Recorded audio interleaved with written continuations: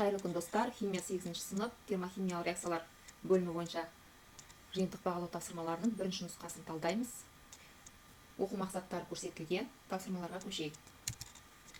Оқушылар, осы бөлім бойынша жиынтық бағалаудың екінші нұсқасы каналда тұр, немесе төменде комментарий бөлімінде және описаниеде сілтемесі көрсетілген. Сол сілтемені басып, екінші нұсқаға өтсеңіз болады. Бірінші тапсырма. Көміртек оттекте жанғанда түзілетін көміртек диоксидінің формуласын белгілеңіз. Көміртек диоксиді деген яғни оттек екеу деген сөз, ол СО2. Дұрыс жауабы А. Көміртек отындар оттекте жанғанда күйе, ес газын, көміршыл газын түзеді. Көміртек монооксиді және диоксидтерінің түзілуін сәйкестендіріңіз дейді. Яғни көміртек отындар оттекте жанғанда күйе деп тұрған С, ес газы деп тұрған СО, угарный газ, көміршыл газ деп тұрған СО2. Сонда мына СО мен СО2-ні салыстырыңыз дейді. Органикалық заттар жанғанда немесе шірігенде түзіледі, ол СО2. Оттектің артық мөлшері жанғанда түзіледі, яғни оттек жеткілікті болғанда көміршыл газ түзіледі. Оттек жетіспесе угарный газ түзіледі, ес газы. Түссіз иіссіз өте улы, міне екеуі де түссіз иіссіз, бірақ улы газ ол ес газы. Және металлургияда тотықсыздандырғыш ретінде қолданылады, тотықсыздандырғыш ретінде ол қолданылады СО. Сонда біріншіге бізде 3, 4, 5, ал екіншіге 1 және 2.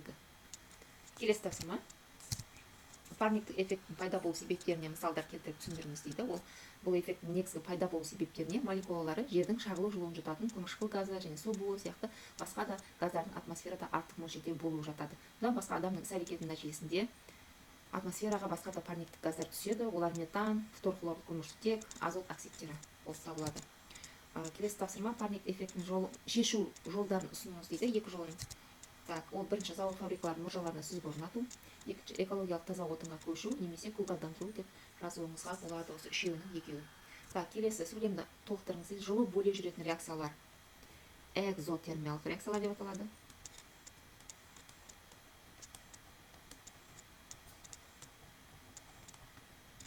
Ал жылу сіңіре жүретін реакциялар эндотермиялық реакциялар деп аталады.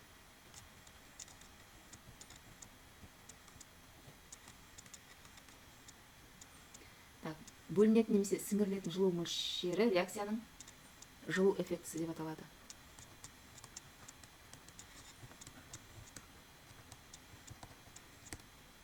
Келесі тапсырма. Жер бетінде кең тараған химиялық қосылыс су, яғни H2O.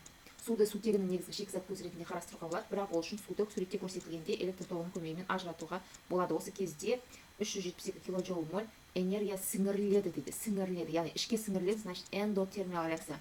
Осы реакцияның термохимиялық реакция теңдеуін жазып көрсетіңіз дейді. Яғни суды айырамыз, H2O, электролиз арқылы, яғни электр тогы арқылы айырылған кезде ол H2-ге және O2-ге айырылады. Реакцияны теңестіріп алдына 2 және 2 қоямыз. Осы кезде жылу ішке сіңіріледі, минус 572 килоджоуль энергия қажет екен. Келесі тапсырма. Сутек мен оттек газ әрекетте су түзіледі, яғни мына кері реакция.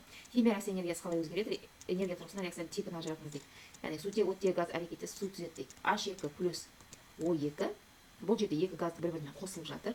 Сол кезде су түзіледі және энергия бөлінеді бұл жерде. Плюс Q. Егер де энергия сыртқа бөлінсе, бұл экзотермиялық реакция. Экзотермиялық реакция. Міне осылай жауап бересіздер. Осы тапсырмалардың барлығына дескриптор бойынша 12 балл беріледі екен. Назарларыңызға рахмет. Мен сіздерге бар жолда сәттілік тілеймін.